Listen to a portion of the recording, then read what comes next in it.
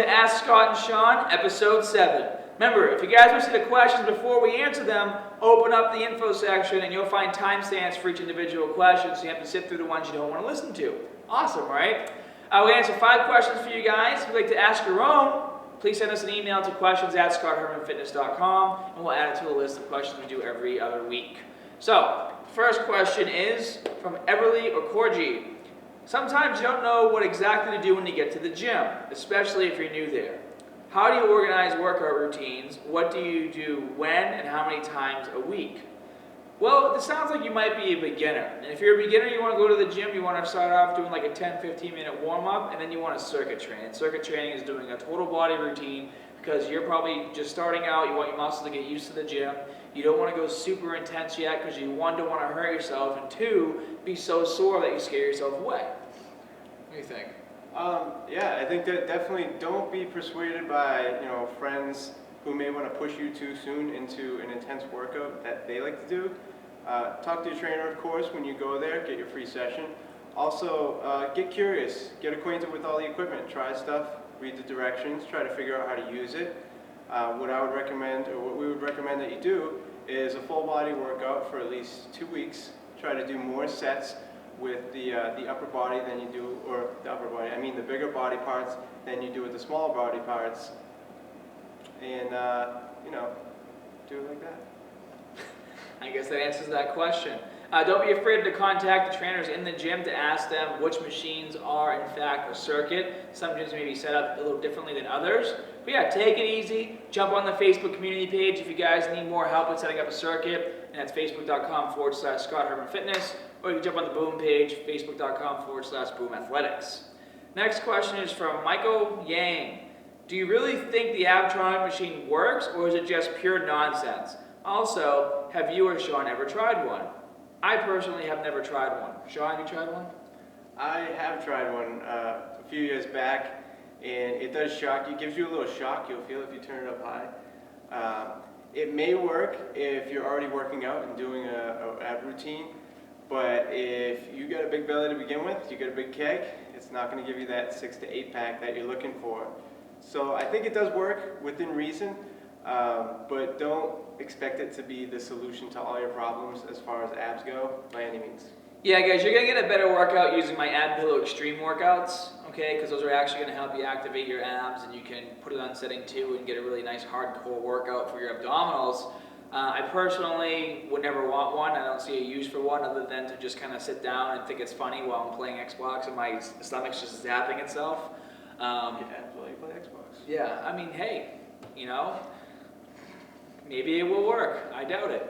But that's how I feel about it. I mean, hard work obviously gets you better results. It may work, it may pulsate your abs, it may help you burn a little extra calories, but like Sean said, it's not the answer. If you have a keg, go to the gym, start eating correctly, and do total body training, because you can't lose a keg doing ab exercises anyways, because you're not burning enough calories to burn off the fat. You have to do total body training, which goes back to every question where what should you do when you're new to the gym and you just want to learn and you want to kind of tone up? Total body training, circuit training. Next question. Dylan Thayer was just wondering if you've ever heard of the supplement called Force Factor Nitric Oxide Pre-Workout. I have been looking for a good pre-workout supplement, but most of them I find have ridiculous amounts of creatine and caffeine in them and seem sketchy. But then I found Force Factor. All the ingredients are pretty natural and it's creatine and caffeine free. Tell me what you think of it. I can agree with you, Dylan, because personally I don't like creatine. I don't like taking a lot of caffeine because caffeine makes me crash. And creatine-based products, if it's pure creatine, kind of gives you that bloated effect, which I don't like. Personally, I use Explode. I've been using it since 2008, and it's something that I found that works for me.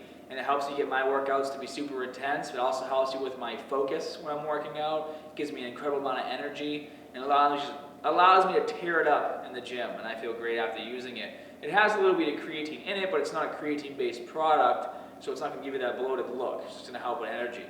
So, I never used Force Factor Nitric Oxide. To be honest, I never really looked for anything other than the Explode once I found it. So that's what I've been sticking with. Have you ever heard of this or used that? No, I was curious as to what he meant by they seem sketchy. Maybe because here's what happens: a lot of things have proprietary blends, which don't tell you exactly, every little ingredient that's in it. But if he likes the product, that's great. But there's tons of products out there, and like Scott said, he stands by NO Explode. He gets great workouts. If you let's put a link up here. If you click on the link to go to a Beat Me Down episode, then you can see that he actually takes it before his workouts with me for the Beat Me Downs. And, with the caveman one, I'm in the car and I taped the packet, the NO Explode NT packet to the side. Once you train with it, you'll never evolve without it.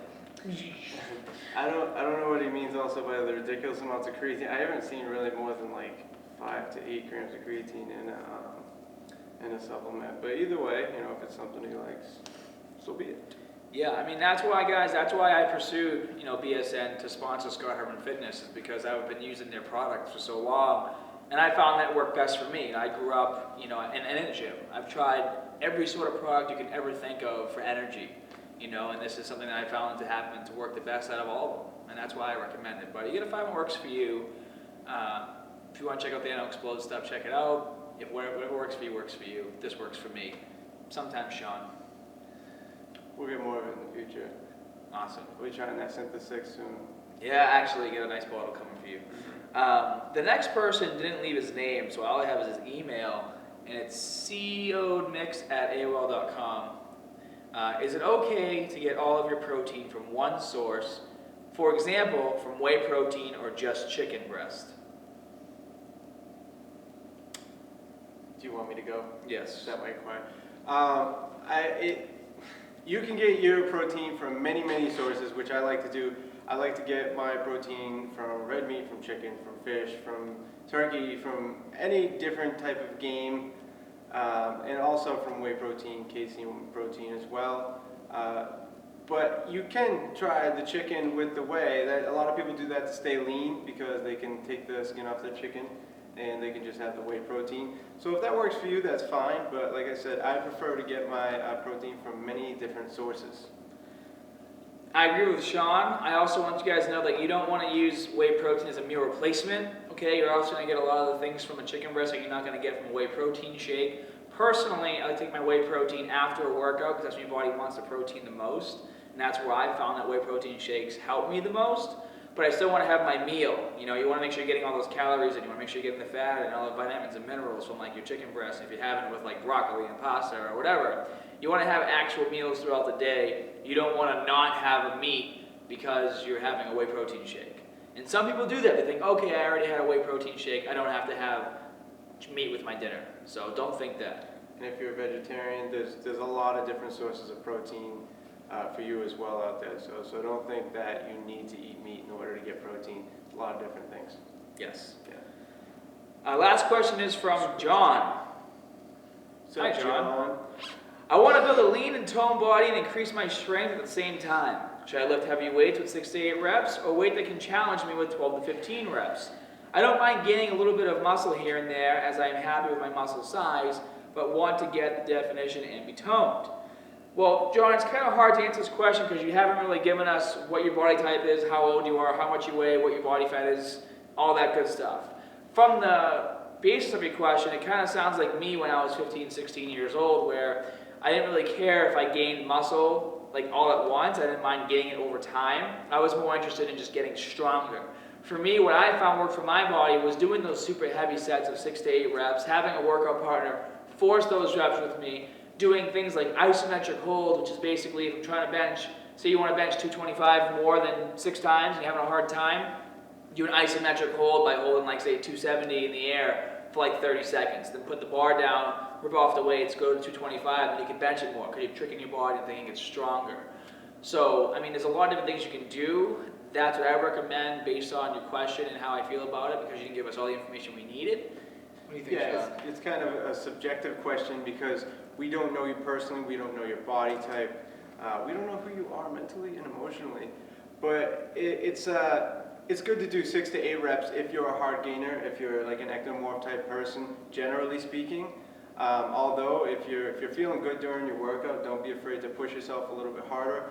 Or if you have a weight you kind of need to drop down for form, to get good form, and sacrifice a few reps, or do more reps, I should actually say, don't be afraid to do that either. So hit that low rep range. If it feels really good, you see size, and don't be afraid to go lower weight for form. And that's it for episode 7 of Ask Scott and Sean. What's that called? With the fingers? Yeah, those Magic are your fingers? spirit fingers. Spirit. Sean's spirit fingers. Be sure to tune in, guys. We're going to try and do these on a bi-weekly schedule. Like I said, if you have questions, please send them to questions@scotthermanfitness.com. And as always, more good stuff coming soon. See you guys.